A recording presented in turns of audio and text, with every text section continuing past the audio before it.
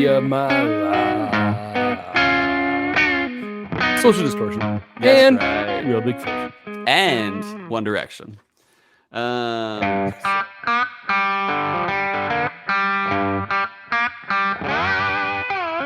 Welcome once again to Chill Filter, the podcast where we drink whiskey so you don't have to, but you probably should. You probably are. And that's why we like you. And I think that's probably why you like us. In fact, if you like us so much, why don't you marry us? No. Yeah, and that's the way you can support us this week. My wife kicked me out of the house. No, Yeah. actually, we haven't slept in the same bed for over 2 weeks. For 2 weeks now, so Struggles because we've been sick. But I'm not asking you to come. Let me share your bed. Just give the boy let him sleep in your bed. No, I'm asking you if you like us so much, share us with a friend. Share us. Say, come on over. Let's drink some Rittenhouse because I can find that. It was a recent episode, and these guys are kind of fun. Yeah. Also, like and subscribe on YouTube. Boom, done. Business. Cool. How you doing, my man? I think some of our listeners can tell how I'm doing. There's on this side, there's a sweat amount on my, not our listeners, our viewers on YouTube, but there's like a little sweat on my neck. Why, you ask, Cole? Because Heather's mom's ex-boyfriend don't know how to fix air conditioners. No, I think he did an okay job. But yeah, it's hot in here. I don't think it's So hot something's broken. I think it is like on an eco setting, and it's finally the first day like well above 90 in Virginia, Central Virginia. I saw you guys are going like a big heat wave this weekend. Yeah, it's supposed to reach like close to 100 tomorrow, like which is like record for the time of year. So I'm not loving it. I don't like to sweat. I had the day off today and hung out with one of my good friends. Actually, the guy Steven, who provided the sample of the Monticello whiskey that we drank for the 200th my least episode. favorite whiskey. No, I do. I think I did like the sheep's tongue Floki better than that. Yeah, that's crazy. He didn't even he listened to that episode. He's like, how did he not like it? I don't know. So. I mean, I loved having it. I liked having it a lot. I'm glad I had it. It was so medicinal for me. That's weird. It was medicinal. It was medicinal. Maybe that was why. Thing. Yeah. But they nailed it. Friggin' nailed it. Yeah, exactly. Right on the money. But otherwise being hot and sweaty and the AC is starting to crank up a little bit as we speak. It's been a good week. I had a good week of work. It's so funny. So I was like, I'm going to ask for it was either early this week or late last week. I was like, hey, I want to take next Friday off or, today off. And my boss was like, yeah, I think I'm actually going to take that day off too. And so was my coworker as well. So like 3 of us in the department took it off. And I'm hanging out with my friend Steven and Eric, shout out Eric Guyman. Who's killing it on TikTok, apparently. He's got over 1 million followers on TikTok and just quit his job because he's doing well with that. So good crazy. For you, Eric. But I'm at this brewery in like that's an hour and a half away from my house. And I get a text from my boss and he's like, what you drinking? And I'm like, are you here? And he was at the exact same brewery I was at. And he funny. Walked up and said hi. So it was super cool. It's a good thing you cleared that day off first. Yeah, exactly. That's a really good point. And didn't call I'm sick. Yeah. So I'm sick of not drinking beers. Yeah, exactly. Story of my life. Life's been good. Beck started saying mama recently, which is huge. It's huge. Yeah. And Heather is stoked about that. I'm stoked about that. I am honestly this is a great time for having a little baby because she is so happy all the time. So happy to see daddy and mommy. So happy to just be alive. She's a great little girly. And her birthday's coming up. Her 11th month is coming up tomorrow. And then a month from then. That's right. Yeah. So 1 year old. That's crazy. So, it's pretty cool. And so I think what I'm going to do, I'm going to say this on the podcast.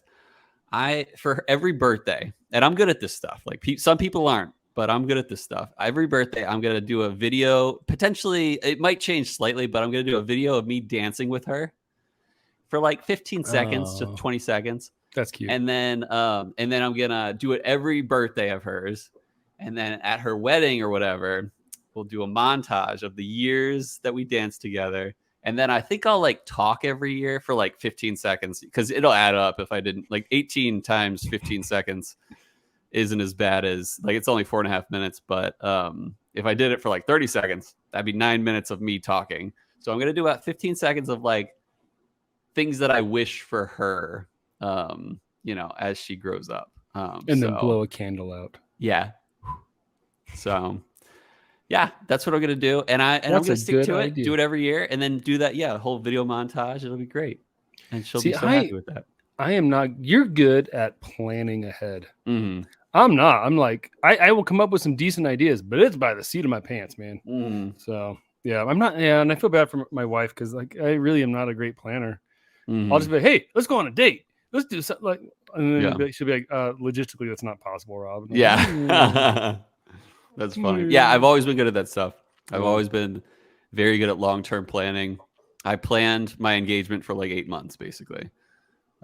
Not exactly 8 months. I planned it for a few months and then let it like roll for a little bit. And, but I am entry buzzing. I remember you were just cutting out all the pictures from those wedding magazines. Yeah, that's right. I forgot about that. Yeah, stuff like that. Like thoughtful things that take a little time. I'm good at. I am entry buzzing Bryce Marita joint. It was a local bourbon drinker club like barrel pick. So I didn't think it would be appropriate to put it on as an episode because no one would be able to get neener. Look what we got. You can't either. So I'm drinking it alone. And I think I told Bryce that we would do that. Yeah, I remember. I think I drank mine already. I'm pretty sure I did. So shout out to Lehigh Valley Bourbon Drinkers. LVBD. That's all I know. So I know it's Lehigh Valley. I imagine B is bourbon. I think it's Lehigh Valley Bourbon Dandies. Dandies. You're right. You're right. Or a bunch of dandy dudes. And maybe gals. Yeah. You never know. So yeah, I'm enjoying life. A little sweaty. But what's going on with you? I just picture your first video. You dance with her and you're talking and like he's just kind of like, oh, so you might notice, hon, I got a little sweat on this. Like, oh man, that's familiar. He did that for Chill Filter too. No, I'm good. I still got a little bit of a cough. I feel like every episode for the last month and a half, I've had a cough. But it was my first week where I've actually been kind of healthy and able to get stuff done. So I'm feeling good. Nice. And we're just like crossing our fingers. So we leave for Mexico June 10th. So like we're kind of entering the zone of like nobody gets sick. Let's lock it down. You zooming on your face there? I felt like I wasn't proportionate with yours. See, you and I differ. I prefer, and if you're watching this on YouTube, quick test. Cole likes this up close personal thing. I prefer this a little further away. Cole wants this. We should vote. Very close. Yeah. You like this? You could go with this, or you could go with that. You could go with this. You could get with that. Anyway, we'll do. But since Cole is the co-founder, co-creator, I say we put it to democracy. I say we cast beans for it. Beans. Odds. Speaking of beans, Bush's Baked Beans. Buy them at any of your grocery stores that are near your house. Any good grocery store. Yeah, that's for sure. Yeah. Steve's Market, don't have them. Steve's an idiot. Yeah. It's all come together. I'm good. Like, oh yeah, so we're like we're entering that zone where it's like if one person gets sick now, there's potential it gets carried over to that going to Mexico time. I'm like, we haven't been on a vacation since the twins really like we've gone to visit family and stuff since but like before the twins are born. So like over 5 years now because so you decided to blow it on Cancun instead of Virginia. Oh man, Cancun is for lovers. Right. So anyway, like, we're like, we don't want to get this ruined because we haven't been on like this is our first actual vacation. So, but if you do, you can come to Virginia and we'll suck it up. Perfect. Just somehow don't fly. I figure we'll just sweet talk the captain into doing a quick left hand turn and like, oh, we're landing in Cancun Virginia. Won't folks. accept us. Virginia will. Yeah, I don't think there's nothing. I mean, school's winding down. I'm like in NASA countdown now. We're like T-minus less than 10 days. I got 8 days now, 8 school days left. Nice. So that's nice. And yeah, man, I'm ready. I'm entry buzzing though. I think that's one thing I'm most excited about is I'm actually doing entry buzz. Where did I put my thing? Oh, I'm entry buzzing on a Ben Klepsig joint. Hey-o. It's the Clase Azul Tequila Gold. It's 40% plata, and it's in Raspado, French oak, añejo, extra añejo, aged in American whiskey, and sherry cask finish. And it's pretty expensive, and it's pretty freaking good. Shout out to two ballers, Ben Klepsig and Bryce Brita. Double ding. Double ding. I should have done the double ding. No, this is like, I really do enjoy tequila, and this is super delish. I love a good Asian or extra añejo. You like a good? Do you have an extra añejo? Oh, I got an extra añejo for you, right up here. Or wait, oh hey, over I there. got I don't know. Yeah. Oh, you know what, Cole? We should probably talk to people about what we're drinking because we're making a quick switch up here. So we voted this week. We were between Amroot Fusion, and it barely lost to, or it somewhat barely lost to Compass Box Peat Monster. And so we were ready up until like 10 minutes ago when we started recording. Robby had trouble finding Peat Monster, and so we're gonna try to get that. Shout out to Sean Ciaro, so that he doesn't have to worry. But instead, we did the old audible, the old switcheroo, because luckily there's another Compass Box product that we can talk about, and I actually wrote some history for that already, having to do like I did most of the history on Compass Box and independent bottlers, but I did do actually some research into Compass Box Spice Tree. So we're gonna drink today. Not Peat Monster. We're drinking Compass Box Spice Tree. Thank you, Sean Ciaro. I tried to do a double ding and I get a single. Ooh,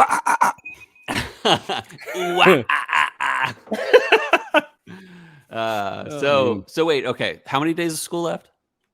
8 days, 8 school days. And I have 1 day after the kids are done. So okay. Cool. I do have something I do want to talk about because Please. I, to this point, can't believe we haven't talked about it. This band, one of my all-time favorite bands, is their best album is coming up on its 20th anniversary. Taking Back Sunday. Nice. Tell all your friends. Tell all your friends. Nice. Yeah. So I started listening to them this week, and see, Chelsea went to bed early because she wasn't feeling great. And Amara came down because she was coughing and stuff. So I had my AirPods in and I was rocking out. And Amara's like, Dad, why are you dancing in the kitchen by yourself? I'm like, because this is one of the best albums ever. So yeah, you like Taking Back Sunday, right? I love Taking Back Sunday. I'm a big fan of Tell All Your Friends, but for some reason I am a huge Louder Now fan. The later album with the reddish look to it. It's got it's got Make Darn Sure on it and other songs of that sort. See, I love Brian Nolan. Brian Nolan. You mean John Nolan? John Nolan. Yes. Yeah. John Nolan is better than Brian I'm Nolan. Team Lacey. Really? Team Lacey, baby. If anyone doesn't understand that reference, there was a fight. There was like always a fight between two bands. There was Take It Back Sunday and Brand New. And I am a Brand New fan any day before I am a Take It Back Sunday fan. And they John Nolan, who is actually. So I looked into this. Most people say like that John Nolan was or some people will say that John Nolan was the front man. He wasn't ever the front man, but he had a great backup vocals and actually stepped away for a while. Apparently, came back. I don't know what album he stepped away for, but John Nolan is backup vocals and guitar. And Jesse Lacey actually used to be a part of Take It Back Sunday, but then dropped off, I think, before they got signed. No, well, do you know why he stepped? Because he stole his girlfriend, baby. You can tell all your friends. Oh wait, no, that's a different song. No, that's the same song. That's the song it's about. Got your gun to my head. The song was only wishful thinking. Yeah. So he was a jerk and he stole John's girlfriend. No. It's the other way around. Oh, it is? John stole Jesse Lacey's girlfriend. Well, that's now I might be Team Lacey. 70 times 7. I thought it was the other way. No, if you gotta listen to 70 times 7 on Your Favorite Weapon album for Brand New, because you see that's the start. And then actually in There's No I in Team, which is the song, right? Mm-hmm. Yeah, so. There's No I in Team. There's a reference to 70 times 7 in There's No I in Team that like is referring to what Jesse Lacey said about him. But apparently they made up for it later. But then they like went back and so like he like apologized. And even in the song There Is No I in Team, he's basically apologizing for stealing Jesse Lacey's girlfriend. Mm-hmm. So man, see, I feel bad now. All this time I thought it was the other way around. No, but now you know. And now I know. The more you know, the more you grow. Okay, gotcha. Yeah. And okay, so listeners, if you want to know what we're talking about, I highly recommend listening to Your Favorite Weapon, album by Brand New, and then follow that up with Tell All Your Friends by Take Back Sunday. There's great history there. Like talk about good whiskey history. SoCo Amaretto Lime. Mm-hmm. Really great. Talk about both of them. Whiskey. Because isn't SoCo Southern Comfort is like a whiskey? It's under the umbrella. Yeah, it's not theoretically, but it's under like it's almost like peanut butter whiskey or cinnamon whiskey, where it's not a whiskey, but it is a cinnamon whiskey, which is not a whiskey. I've never had Southern Comfort. You never had SoCo? I don't think I've ever had. It's very fruity, like it's like a cherry citrusy kind of fruity.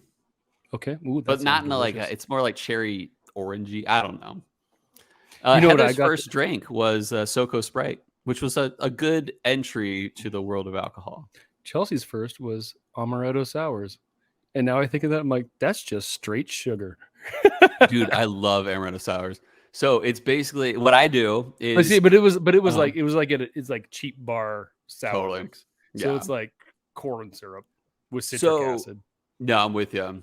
The best Amaretto Sour mix to me is simple. It's 3 ingredients, including ice.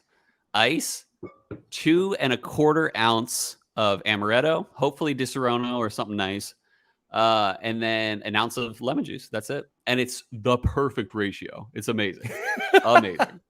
The perfect ratio. See, I've never had it because I've always just seen it as do it my way. Don't do it with sour mix or anything like that. Just lemon juice, ounce of lemon juice, 2 1/4 ounce of Amaretto. Perfect. And ice. Okay. The ice. And don't even worry about a egg white or anything like that. Just drink it like I say. Listeners, if you do it too and post a picture, we will give you a shout out next episode. Okay. Do it Cole's way. Speaking of not real whiskeys, I got a couple bottles or a bottle of Crown Royal Peach. Chelsea likes that a lot. Why'd you get that? Chelsea likes it. Oh, okay, cool. Put it with a little bit of blood orange soda and a shot of vodka. It's pretty tasty. That sounds good. Yeah. So. I also picked up a bottle of Blanton's this week. It was did you? Oh, at retail. Nice. Dump I saw you had a bottle on 22. the. Nice. Wait, what was the date? I think 4/4 or 4/7/22. 4/7's a big day for me. What's that? That is my baptism date. Ooh. Oh. Yeah. So, did you drink it already? Dude, I mainlined it. Oh, really? Yeah, I had an extra IV bag liner. I would have given you mine, which doesn't have a cool date. No, I haven't opened it at all yet. Oh, what does mainline mean then? It's when you inject it. Oh yeah. Straight up. I'm pretty sure that's what it is. Talk about a cocktail straight up. No, that's good. Hey, if you consider it. Yeah, if you want to trade, I'll definitely trade. Let's do it. And then I'll need 2 other bottles via courier from you. Oh, that's true. So we can start doing drink-alongs, the next few drink-alongs. So. Oh, wait a minute. Drink-alongs? Thanks for showing up on Sunday, guys. We got a drink-along yesterday. Coming up. Anyway. Yeah. So I hope you guys had a good time for our drink-along. Oh, we all did. Yeah. Oh, I did. Oh, man. That's for sure. My beard is longer in the drink-along. And you're than it is hopefully less sweaty today. Dude, I trimmed my beard. And I was like, why don't I just trim it all the same length? And I hate that idea now because I loved a little pointed beard thing. Yeah. Chelsea's telling me I got it. Mine's getting out of control. No, yours looks great, Robby. I love it. But she's like, tell her She's like Steve for beards. Quit being a mental prick. Jeez. Yeah, exactly. Well, the thing too is like, because we're gonna do like family so pictures. inaccurate. We're gonna do family pictures in Mexico, so I'm kind of like, as I've been cutting my own hair for a while, because like, there's not much there, so I pay someone to do it. But I love going to the beardsmith and getting like, they do a good job and make me look nice. Good. So I'm like, I kind of just want to like let everything kind of grow out. Yeah, and then let them tame it. A good palette. Yeah. Yeah. So. Lot to work with. Do what, Cole? Do you still use like some product in your beard? I don't. Beard oil. At this stage, no. So typically, when I'm first growing it out, I will use it. I use honest Amish wax to kind of keep it tamed, hold in, start the point. Yep. And then I'll use Beardsmith. Nice. Mustache wax. It looks like a chapstick. And when I do the long mustache, then you start training the mustache to come out. Totally. So, but that's like when I first start growing. So what I've realized is I don't like the trained mustache out. I like the short mustache. And then, I never did until recently. Until I was like, really? So I do like this. Like I trim this short, and then you kind of keep this, and I feel like it goes okay. But I do like having a longer mustache. I don't know. Maybe I should just try it, because I do have some nice wax that can like tame it. I will, but I got to grow it out again. So. It's tricky though, because you do got to start training it to go to the sides. Otherwise, it's just in your yogurt. You're eating it, yeah. Mm-hmm. It's in your yogurt all the time, yeah. Yeah, dude, that's so real. It's so funny you say that. Yogurt and mustache is the worst. There's plenty on the stash. So anyway, we are running long. We should probably move along. Yeah. Whoa, 20 minutes! Wow, impressive. Yeah. Let's send it to break. We'll be right back. And we'll be talking about what makes Compass Box Spice Tree so special. Here we go to break.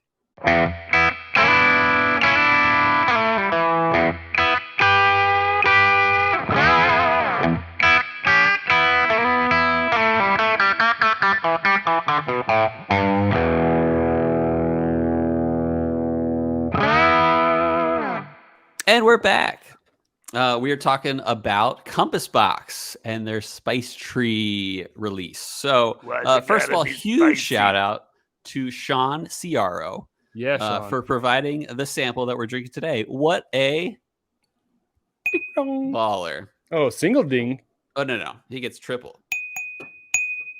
What a baller. What a Philly John baller.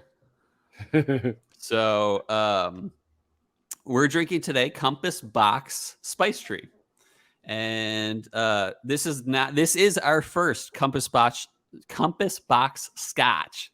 Oh, you botched it on the Compass Botch. Darn right I did.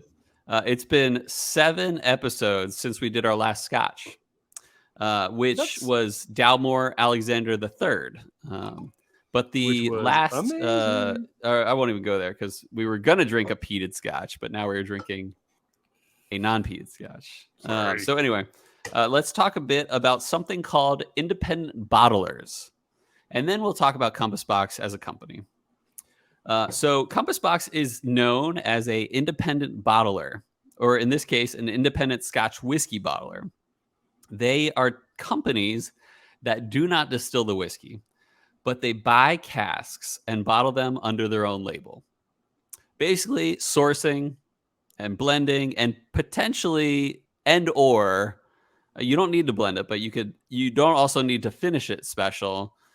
But it's basically sourcing, but the Scotch side of sourcing. That doesn't mean you're drinking low end Scotch though, because they're like blending all this stuff and like that. So especially in Scotland, it's not the case that it's like low end stuff. Independent bottlers have a much better reputation than standard Scotch blends. Now, Robby, do you remember what makes a single malt Scotch? Comes from one single grain. One single grain of barley. Mm-hmm. And it's in one single bottle. Pretty much. One grain leads to one bottle. No, sadly, not true. But that's what I'm here for, to educate. Thanks, Cole. A single malt whiskey must have been distilled at a single distillery. Single distillery is what I said. Yeah, that is what you said. Using a pot still distillation process. I'm still talking about the pots. Yeah, and then made from mash of malted barley, 100% malted barley. So what? Single grain. I got that. But you're off in a tiny bit because there's actually something called a single grain whiskey. So. Yeah, it'll confuse you. But anyway, here's how it goes. Okay. What if I blend multiple casks of single malt of different ages from one distillery? Is that a single malt? So a bunch of casks from a single grain. That's like... But they're different ages from the same distillery. It's not a single malt then. It is a single malt because it's one distillery and it's all single malt Scotch involved. All the blends were single malt. So you're blending ages, but you're not blending the whiskey or blending the Scotch. Like it's not considered a blended Scotch. So what if I blend, just wrote that down. So single malt mostly means single distillery and malt means 100% barley, at least for Scotch. And don't forget the pot still part. But what if I take one distillery's single malt Scotch whiskey and bottle it under my name? Is it still a single malt, Robby? As long as it comes from the single distillery. Nailed it. You got it right. Because a rose by any other name still smells still a rose.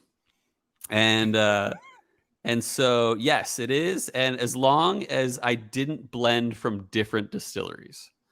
But often you will see independent bottlers. Wait a minute. Hold on. So as long as it's not blended from... But another distillery could blend it as long as it came from... As long as what you're drinking came from one distillery. Or like was distilled at one distillery. And then, okay. Yeah, there's a lot of language going on here. Yeah, and there's a lot of like legal stuff to be called like single malt Scotch. I'm not a lawyer. I don't think I should be discussing this right now without my lawyer present. Yeah, I'm gonna need you to lawyer up real quick. So, but yeah, often you will see independent bottlers do blended options to make it their own.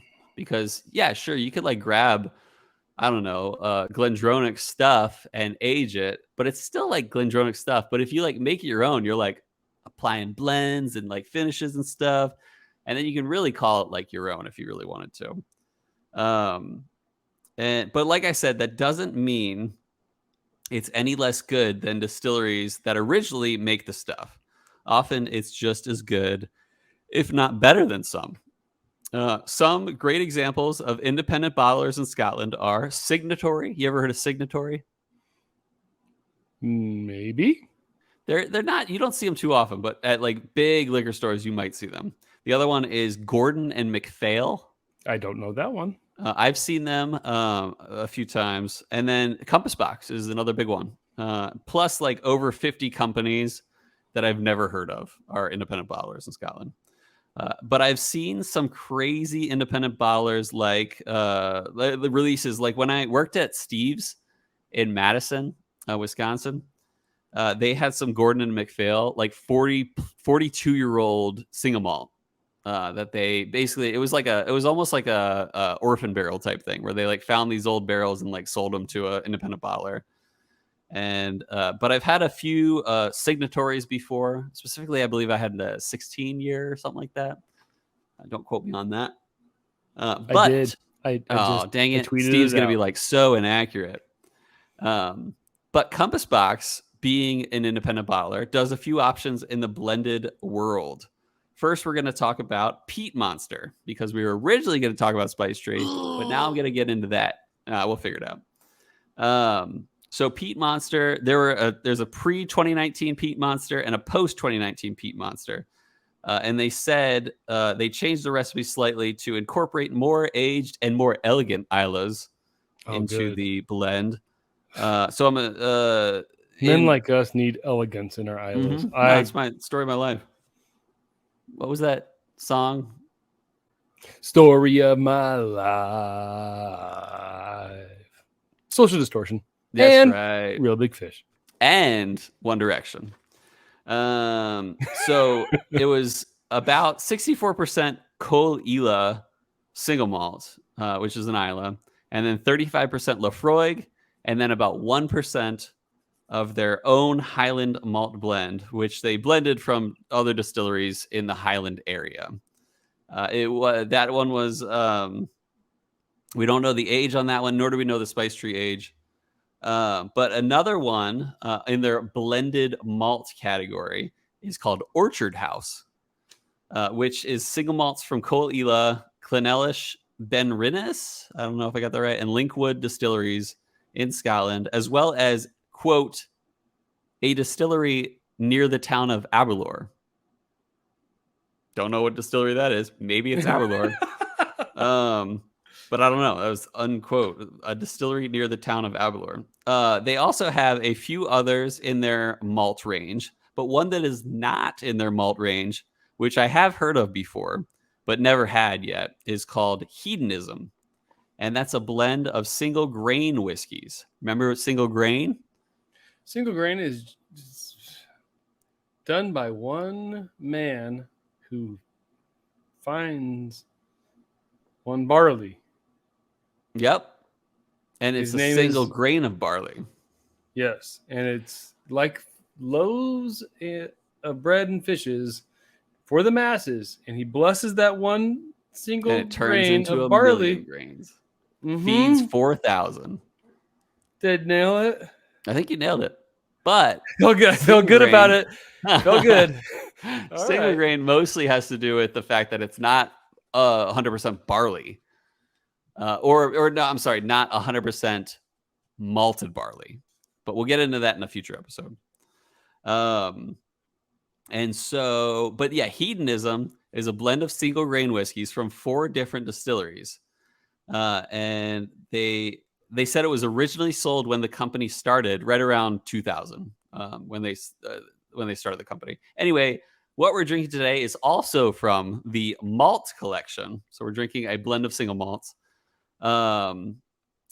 So this is 9.3% Balmenach distillery, which I had never heard of until today. Single malt from them. And there's 16.9% single malt. I'm sorry. Crap. I forgive you. I left it out. Oh, no, Glenmoray. Yeah, 16.9% Glenmoray distillery, which I had heard of. And then while incorporating the remainder was their own proprietary blends of Highland variety. And then it's 46% alcohol. No age statement, no idea of what the age is, but we can know it's at least 3 years, which is the regulation for our Scotch whiskey. Non-chill filtered and no color added. That's not the name of the podcast. Exactly. So, hey, Cole, question: are you getting a little gray? You a little What's gray that? on the side? You a little gray on the Dude, side? Dude, I have straight up gray. You see it? No, not straight up. Just a little bit there. I just never noticed. Oh, it's gray, all right. Just a little bit. You look good though. Thanks, man. You're a silver fox, Cole. Silverback Distillery. You know what I'm saying? Well, hey. Hey-o. All right, let's crack this bottle. Let's give it the old unscrew from the sample bottle. And shout out to Sean Ciaro once more because he's a baller. Ooh. Ding, ding. Ooh. I like Sean. The old corn bleu. Ooh, you got I like Sean too. You know what? Okay. I'm going to go on a little bit of rant while we do our spin J's, the old bat jobs, the old swirly poos. I am not good at making nor maintaining friendships. I'm not. Like, it's just hard. Like, I put more time into my family. It's kind of, I'm happy just being at home with my family, my kids, and doing stuff with them. But I will say, I friggin' love our listeners. I really do. And I was thinking about it. Like, I really, at some point, I would love to do a meetup. Yeah. And just actually get to know people. Because, you know, I've started drafting a few things to send out to people. And I was thinking, like, we're going to try to get some special guests on the show. Mm-hmm. And I was like, you know what? These are people I want. Like, it's just, to me, this is my friends. I appreciate you guys. So all you guys who listen, send stuff, communicate with us. Yeah. You don't have to send stuff. Just people hit us up and talk and share pictures of your children and things like that. I love you guys. Thanks for being my friend. If we did it, we got to do it in Wisconsin. The perfect middle place for all of us. I think we go to Lincoln, Nebraska, and meet Mr. Cornblood. Well, we should stop there. We should make that one of the stops, like an activity for the group. We just gotta find. I think we just gotta kind of look for. I think something like. I would think like Indianapolis. Why there? Probably has a bigger airport, cheaper flights for most people. No, Milwaukee's got a great airport. Okay.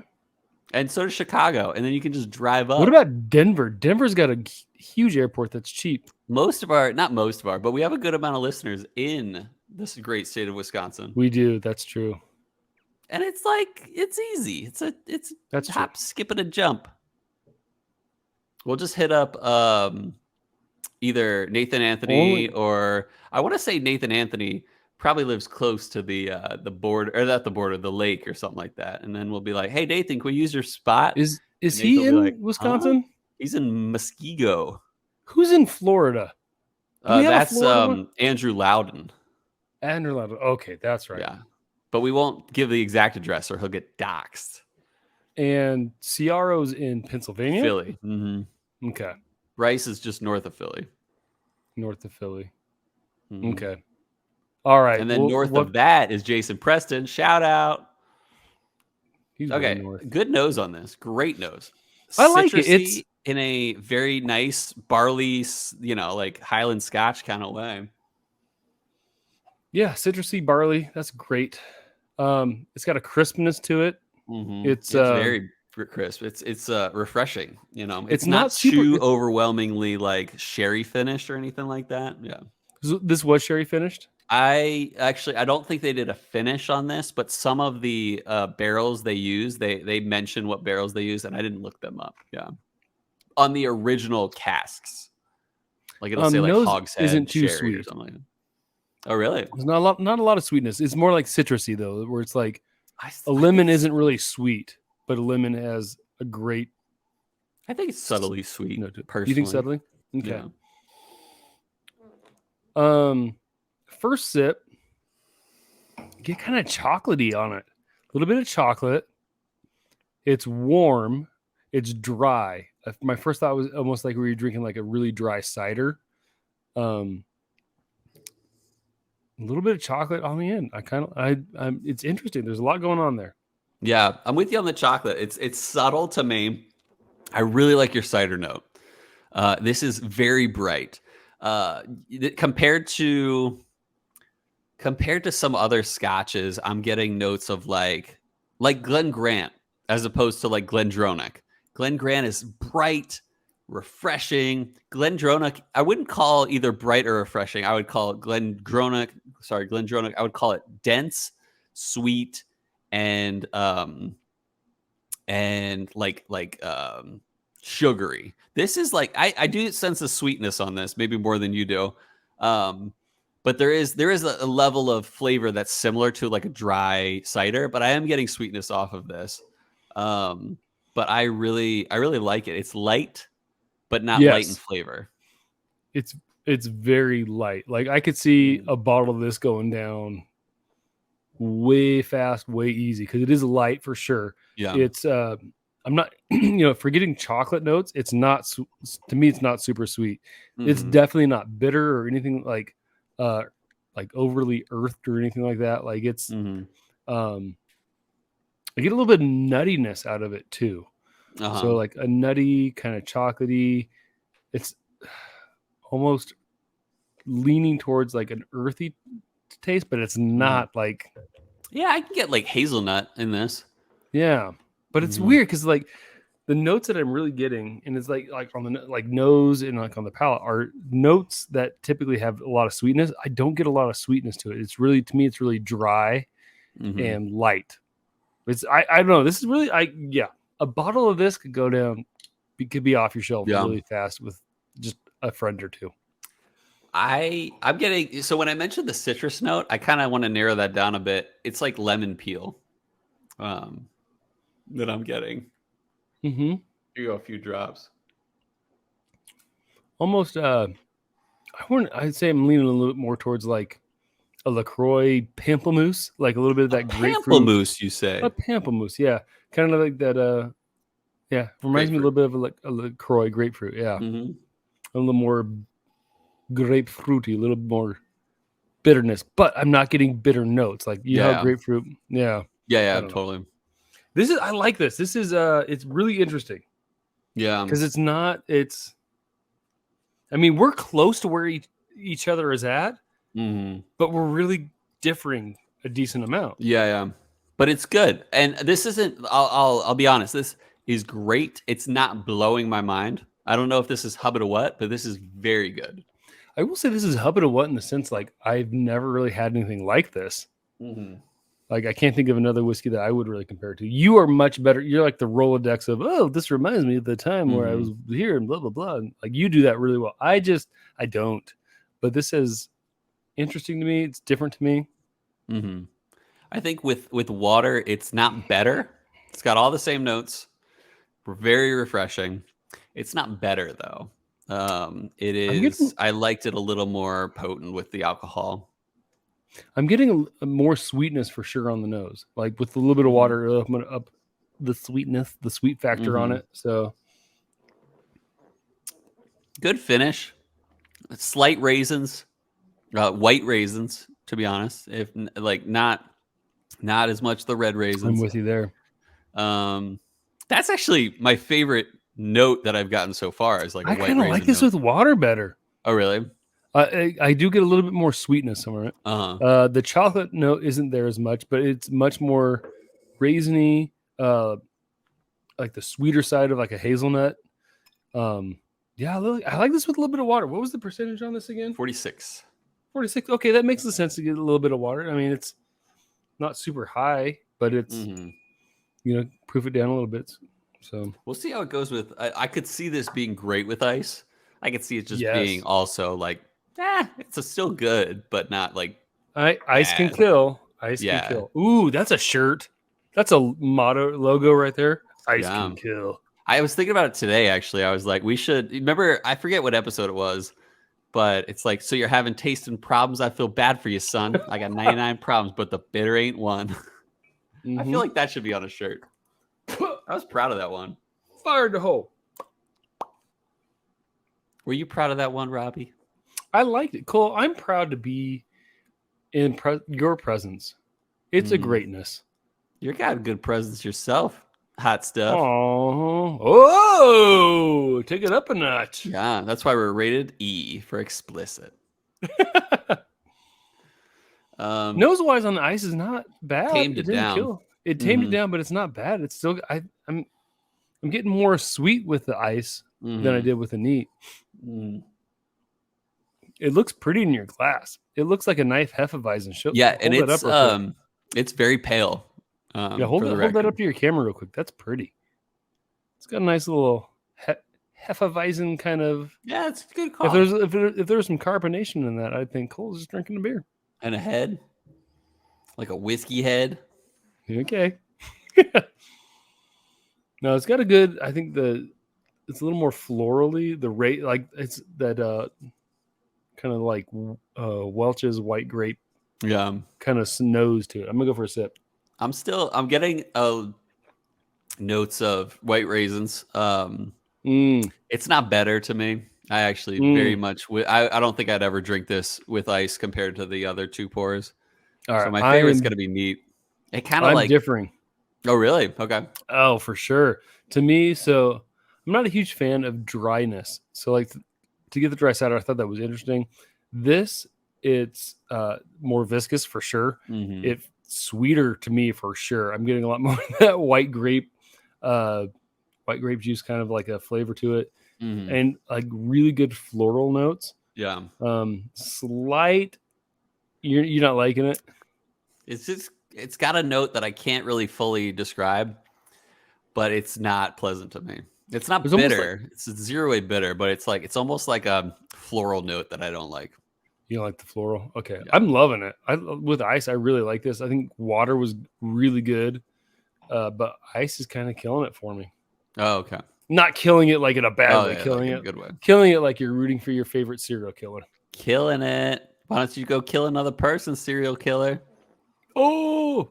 No, I've been watching a lot of documentaries on serial killers lately. Did you watch the John Wayne Gacy one? Yes. I wanted to watch that, but Heather was like, it seems too dark. Speaking of Milwaukee, too dark. I think he was in Milwaukee. Saying? He was just outside Milwaukee. He was Wisconsin. Speaking of Wisconsin, there's a lot of serial killers from Wisconsin. There's more serial killers than you would think. Like I can't remember the name of the series I've been watching on Netflix, but there was a lot in the Northwest. Oh yeah. Green River Killer was out there. Green River, yep. Who else? And the Happy Face Killer from Portland. Oh really? And what was his name? He lived like in Spokane, just a street up from where my wife lived when we were in college. Yeah. While she was in college? No. That's good. No. I the Green River Killer is like super intriguing to me. And for those that don't know, he basically he was someone who killed a lot of prostitutes. And he was basically the most prolific, confirmed prolific serial killer in the U.S. history, I want to say. I think so.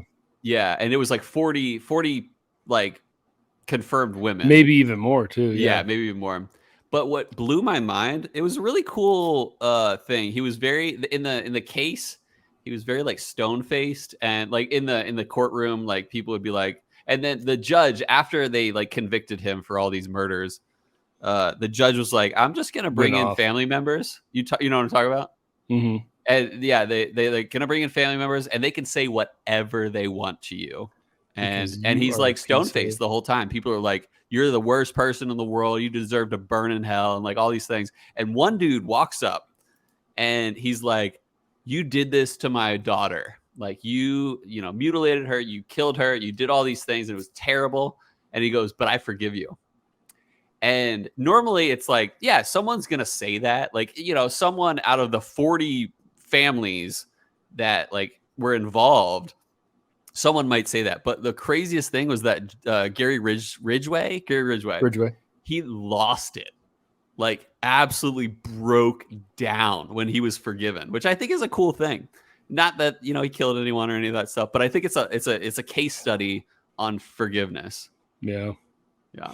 No, it's crazy too, because like they had him, they would have like, it's so crazy to me to think like that was like early 80s, and it just took a decade for DNA evidence to catch up. Totally. Mm-hmm. And like what a different world, like to get away, not be able to get away with stuff.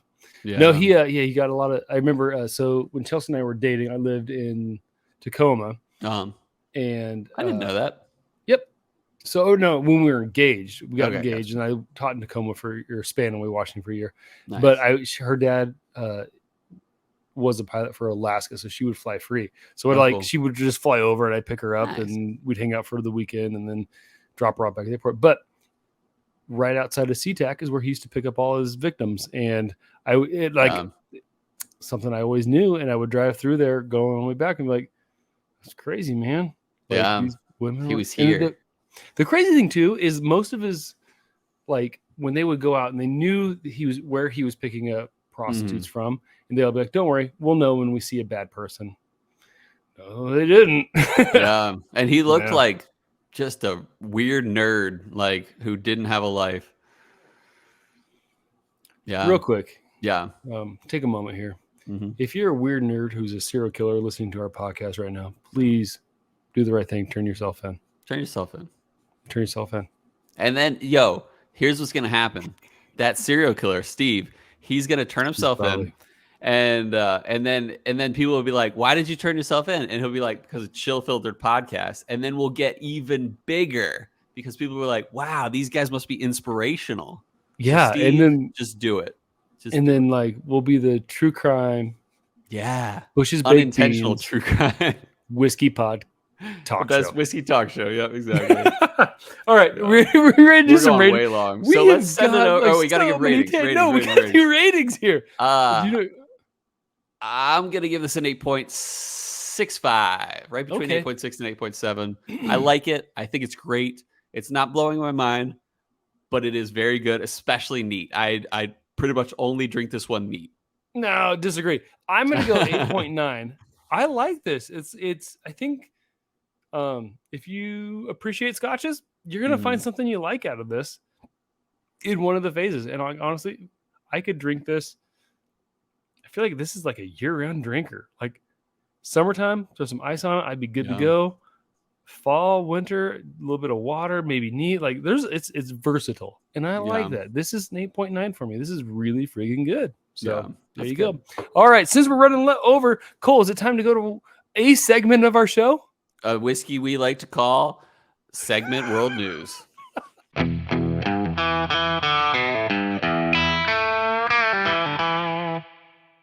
And we're back. Part of the show we have to call Podcast Whiskey World What News Whiskey. I don't know. Cole Segment made it World a lot News. better. Segment. Yeah, there we go. No, it's Whiskey World News. Part of the show where we read an article, we talk about it. We didn't write it. We're just going to talk about it. Here we go. All right, this one comes from. Oh gosh. Ooh. It's a. Oh, it's a newspaper or something from Lexington. I like that you make faces. The Herald? On the camera. The Lexington Herald? No. Oh gosh, let me. Well, we'll just say what's the website? Yes, Lexington Herald Leader. Gotcha. Okay. I don't like that you're making faces when I talk. No idea. Because you remember stuff, Cole. You're good. This one's titled "Neighbors Fighting Buffalo Trace Expansion Site Whiskey Fungus." Ooh. Property values, traffic. Kentucky's $9 billion bourbon industry is booming, with distilleries planning more warehouses to age whiskey to meet growing demand. But plans for a major expansion of the Franklin County-based Buffalo Trace distillery into Anderson County are drawing opposition from would-be neighbors.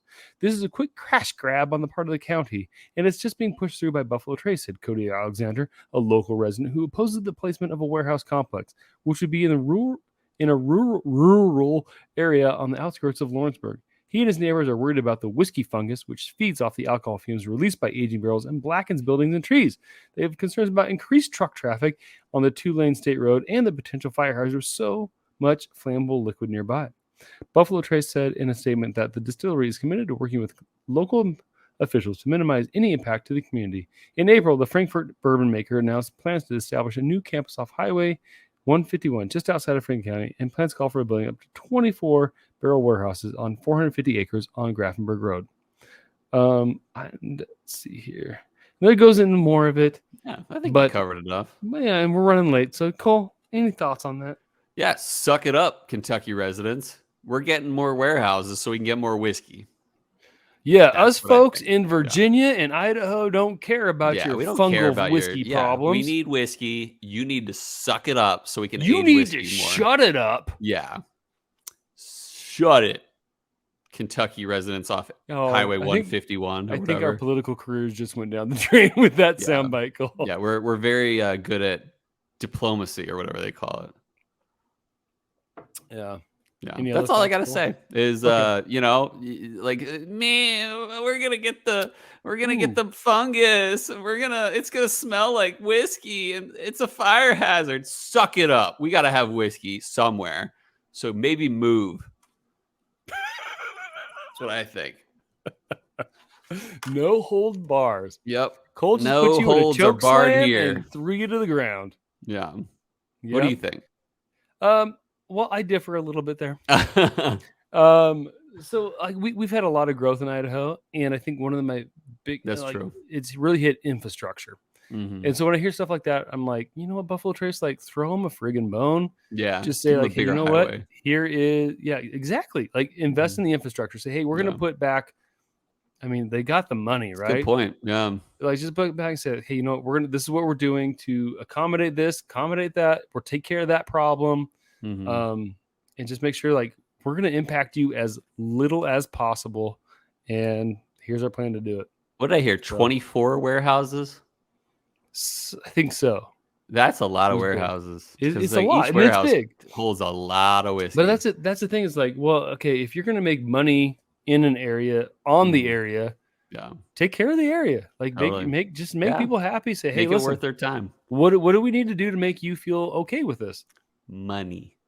Oh, you need a stipend every month so that you can paint your house clean your from house. The whiskey fungus. Cool. Whatever. That's my thought. So, I'll reach out to Mark Brown of Buffalo Trace Distillery and tell him to do that. Okay. Just I don't know. Maybe just put both of our thoughts into a shaker, shake them up, pour it out. One that wins. Yeah. No, I mean it's a blend of both. It's like take care of people, but you know what? Zero. Suck it up. Yours is positive, mine's negative. Adds up to 0. Let's move along here. Let's talk about what whiskey would you choose? Last week, it was just kind of like, we want to see your fancy glass holes. Yeah. And unfortunately, only one person did send us a picture of their fancy glass hole so far. Wait, did Dramhound? No, it was Brotascan Espinosa. No, Dramhound did. Did he send a picture? Yeah, and he's got Kentucky Owl too. He just sent it. Ooh la la. Yeah, so I'm like 1 hour behind on my posting of this. So that's all good. As the time of recording. Anyway, at the time of recording, Cole, we are tied 50% here. What? Yeah. That's crazy. So what's your fancy glass and what do you pour to feel fancy? I went with Blanton's and my Waterford single. You went with your double Waterford and your George T. Stack 2018. We're tied at 50% there. Yeah. Did have some good, a couple of good write-ins. Markham KC says, whatever Cole hands me in whatever glass, I'm fine with. Yeah. I think he's tempting maybe you taking a pee in a Dixie cup and handing that to him, and let's see how fancy he thinks that is. Okay. He said whatever. Yeah, I guess you're right. But I guess certain people are into that. Well, that we just reached a whole new demographic on our podcast. E for explicit. Mad Town Marketer Ben Klepsig, who gave me the wonderful entry buzz. Castle and Key, hand blown, lowball. Ben, you never sent us that photo. Let's see the picture, Ben. No, wait, did he? Send a picker, didn't happen. I don't know. I haven't looked at him. I don't know. You usually more on top of messages. No, he did actually, and it's a really classy looking, like hand blown glass. If you look, and then Dramhound went with Denver and Lively bourbon glass. No bourbon makes me feel fancy, but I poured a Kentucky Owl batch 9 tonight. Nice. So and then Bro Escatesanosa, he said he sent a picture of his crystal glass, and he says, my fanciest glass, no idea what brand it is or anything about it. My father gave me this set along with the decanter when he quit drinking. The left is the fanciest, which is Stag Jr., and the right is probably the fanciest I have, which is JP Weiser's 35 year, which is epic. I'm looking at Dramhound's picture right now. That's a classy way to take a picture, too. Dude, very avant-garde. Do you want to talk about how cute Dramhound's daughter is? She's adorable. Oh, he sent my us a picture goodness. Of her sniffing whiskey. Super cute. Is like daddy's little helper in the whiskey world, and she's adorable. So Dramhound, super cute. Lucky girl dad. Hashtag girl dad for all the girl dads out there. There we go. All right, this week we're running along here. Here we go. Yeah. Memorial Day next week. It's Memorial Day. It's memorable. 1 week from the release. Yeah. And we're just thinking memories. And not to like disgrace the idea of Memorial Day at all, because you know how we feel about our soldiers and those who passed away. Yes. Thank you for mentioning that. Yeah. But just taking the idea of memorable, memorial, remembering things. What is a whiskey that has your best memory? So what whiskey do you just have like an association of like, it's got a great memory to it. It's got a great time, a great feel, or it was, your grandpa's favorite whiskey that you saw him drinking, or whatever your dad, gave you this decanter and it was in this, whatever. What is the most memorable whiskey you have? I'm curious what your answer is, but I think you know what my answer is. Mine will always be Eagle Rare 17, specifically the 2015 release. If you don't know about it, listen to episode 21, I think it is, on Eagle Rare 17, the first time we ever drank it. And it's like, it is the reason I am a whiskey fanatic is Eagle Rare 17. There's a long story to it. Just listen to that episode. I have a good association with that too, because that episode you sent to me, a sample that I could drink. Well, I was mourning the passing of my father, and so that is very special to me. Good memory to that. I think Platte Valley always has a good memory to me. You guys know that corn whiskey because that was one my dad liked a lot. But I've used those before, and I don't want to use the same one as Cole. So what I think I'm going to go with is Blanton's Gold. Nice. Right? You brought me a sample of that once, right? Not Gold. Or was it Blanton straight from the barrel? It might have been straight from the barrel. Okay, then I'm going to go Blanton straight from the barrel because I remember getting like a buttery, viscousy feeling to it. And so good. Although I had already gotten to the point where I was like, and I've used Yamazaki 18 a lot. 18? Yep, you nailed it. You're getting it right. I'm good. But straight from the barrel, I remember getting, I was like, this is another dimension. It was a mouthfeel that I'd never gotten off any other whiskey. And I was like, okay, that's got a good memory. And Cole brought it. I think it was like Christmassy time, New Year's Eve time, just hanging out with good friends, pre-twins, where I could have a little more time to enjoy myself. So that's got a good memory to it. And real quick shout out to Brian Rapp, who literally just sent in his picture of his glass hole. He's got a nice cut crystal glass, and I can see that Phoenix weather in the background. And he's got Baker's single barrel 107 unfiltered. Ooh, that is a fancy glass. Shout out to Brian Rapp. Thanks for sending it in at just the right time. Perfect. Yeah. Well, you know what, Cole? I really hope our listeners respond in time for the next recording so we don't have to go to last minute, but I probably should just post it on time. And I hope that our listeners know what we want to drink next week. Oh my goodness. We're going to be between two. We're going to go between MB Roland, straight bourbon, dark fired corn, batch 20 or 21. We have both. And that's a Marco and KC joint. Oh, and then we're between that and Kings County peated bourbon, batch 17, which I believe is a Ben Klepsig joint. So we're going to go between two fire-related bourbons with the grain. So one's the corn, one's the peated barley. And Cole, I also hope that next week I remember that part of the show before I start hoping. I hope that you just take it easy on yourself and realize you're a great host. And Cole, I hope you take it easy on yourself and just enjoy the schwitzing that it looks like it's stopped on the right side there. Air conditioner working? It is doing better, I think. But most of all, listeners, I hope that our love of spirits lifted yours.